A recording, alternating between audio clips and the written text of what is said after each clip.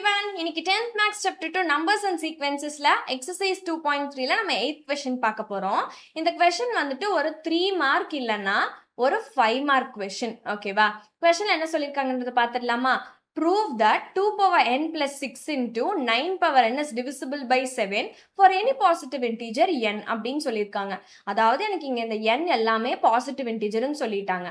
அப்போ நான் இந்த இடத்துல என்ன பாசிட்டிவ் இன்டீஜர் வந்துட்டு நான் சப்ஸ்டியூட் பண்ணாலுமே எனக்கு இது வந்து டிவிசிபிள் பை 7 இருக்கணும். அதை தான் நம்ம இங்க என்ன பண்ணணும், ப்ரூவ் பண்ணணும். அப்ப நான் என்ன பண்ணலாம், இப்ப 6க்கு செக் பண்றோம் அப்படின்னா இது டிவிசிபிள் பை 7 நான் ஈஸியா செக் பண்ணிடலாம். இதே 2 பவர் என்ன 9 பவர் என்னலாம் நம்ம எப்படி ஃபைண்ட் அவுட் பண்ணுவோம். ஸோ அதனால என்ன பண்ணிக்கிறேன், ஃபர்ஸ்ட் 2 எடுத்துக்கிறேன். ஓகேவா? அப்போ 2 இஸ் கன்கரண்ட் டு எனக்கு வந்துட்டு என்ன தெரியாது, ரிமைண்டர் தெரியாது. ஸோ நான் எக்ஸ்ன்னு எடுத்துக்கிறேன். மாடுலோ வந்துட்டு எனக்கு இங்கே என்ன அப்படின்னா 7. ஓகேவா? நான் அப்படி எடுத்துக்கிட்டேன். இப்போ வந்து 2 வந்துட்டு நான் 7ஆல் டிவைட் பண்ணுவேன். 2 வந்துட்டு 7ஆல் டிவைட் பண்ண போகிறேன். இது வந்து 7ஐ விட 2 வந்துட்டு லோவர் நம்பர், அதனால நான் 0 எடுத்துப்பேன். ஸோ இங்கேயும் 0. அப்போ எனக்கு ரிமைண்டர் 2 அப்படின்னு சொல்லிட்டு கிடைக்கும். அப்போ நான் எப்படி எழுதிப்பேன், 2 இஸ் கன்கரண்ட் டு 2 மாடுலோ 7 அப்படின்னு சொல்லிட்டு. இப்போ எனக்கு என்னத்துக்கு வேணும் அப்படின்னா 2 பவர் n-க்கு தான் வேணும். அப்போ நான் அந்த பவரை வந்து நான் இங்கே இம்ப்ளிமெண்ட் பண்ணிப்பேன். இப்போ 2 பவர் n அப்படின்னா கன்கரண்ட் டு இங்கே 2 அப்படின்னா இதுக்கும் நான் வந்துட்டு அந்த பவர் இம்ப்ளிமெண்ட் பண்ணுவேன். அப்போ 2 பவர் n மாடுலோ வந்துட்டு 7. ஓகேவா? இப்போ நம்ம இதை ஃபைண்ட் அவுட் பண்ணிட்டோம். இப்போ நெக்ஸ்ட் என்ன கேட்டிருக்காங்கன்னா 9 பவர் n ஃபைண்ட் அவுட் பண்ணுவோமா? இப்போ 9 எடுத்துக்கிறேன். 9 மட்டும் எடுத்துப்பேன். 9 இஸ் கன்கரண்ட் டு எனக்கு என்ன தெரியாது, ரிமைண்டர் தெரியாது. ஸோ நான் எக்ஸ்ன்னு எடுத்துக்கிறேன். மாடுலோ இங்கேயும் வந்துட்டு 7 தான். ஓகேவா? இப்போ 9ஐ வந்துட்டு நான் 7ஆல் டிவைட் பண்ண போகிறேன். 7ஆல் டிவைட் பண்ணேன் அப்படின்னா 1 டைம்ஸ் 7 எனக்கு ரிமைண்டர் 2 அப்படின்னு சொல்லிட்டு கிடைக்கும். ஓகேவா? அப்போ நான் சப்ஸ்டியூட் பண்ணிக்கலாமா? 9 இஸ் கன்கரண்ட் டு 2 மாடுலோ 7 அப்படின்னு சொல்லிட்டு நான் எழுதிப்பேன். எனக்கு இங்கே என்ன கேட்டிருக்காங்க, n பவர் 9 பவர் n. ஓகேவா? அப்போ நான் என்ன இங்கே சப்ஸ்டியூட் பண்ணிப்பேன், பவர் வந்து சப்ஸ்டியூட் பண்ணிப்பேன். 9 power n is concurrent to 2 power n modulo 7. எனக்கு இப்படி தானே வரும். இப்போ எனக்கு என்ன தெரிஞ்சிருச்சு, 2 பவர் n-ம் 9 பவர் n-ம் தெரிஞ்சிருச்சு. இப்போ 9 பவர் n கூட நமக்கு என்ன பண்ணியிருக்காங்க, 6-ஐ வந்துட்டு மல்டிப்ளை பண்ணியிருக்காங்க. அப்போ இதை வந்துட்டு நான் ஈக்குவேஷன் 1ன்னு எடுத்துக்கிறேன். இதை வந்து நான் ஈக்குவேஷன் 2ன்னு எடுத்துக்கிறேன். ஓகேவா? இப்போ நான் என்ன பண்ண போறேன்னா ஈக்குவேஷன் 2 கூட 6-ஐ வந்து மல்டிப்ளை பண்ண போறேன். அப்போ நான் என்ன எழுதிப்பேன் அப்படின்னா மல்டிப்ளையிங் 6 in ஈக்குவேஷன் 2. ஈக்குவேஷன் 2ல நான் 6-ஐ வந்து மல்டிப்ளை பண்ண போறேன். அப்போ நான் எனக்கு என்ன ஆகும் அப்படின்னா 6 into 9 power n is concurrent to எனக்கு என்ன ஆகும், 6 மல்டிப்ளை பண்ணணும் இல்லையா, 6 into 2 power n மாடுலோ 7. எனக்கு இப்படிதான் இருக்கும் என்னோட 6 into 9 power n. ஓகேவா?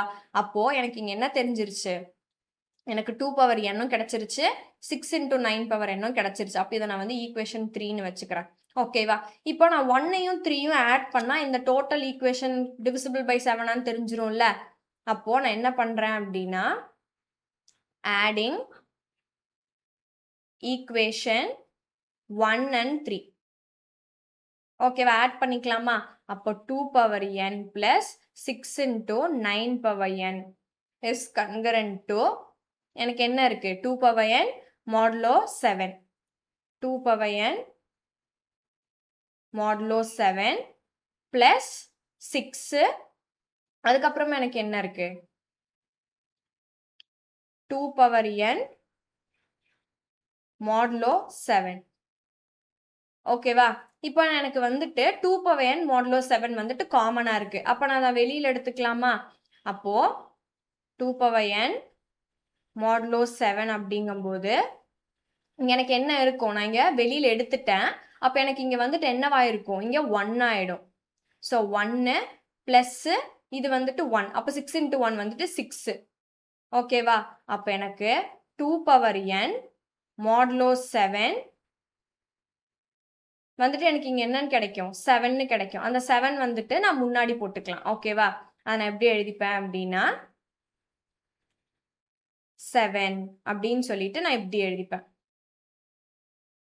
அப்போ எனக்கு 2 power n plus 6 into 9 power n வந்துட்டு என்னவாயிருக்கு டிவிசிபிள் பை 7 தான். இதுதான் என்னோட ரிமைண்டர். அப்போ இது எனக்கு டிவிசிபிள் பை 7 தானே, ஓகேவா?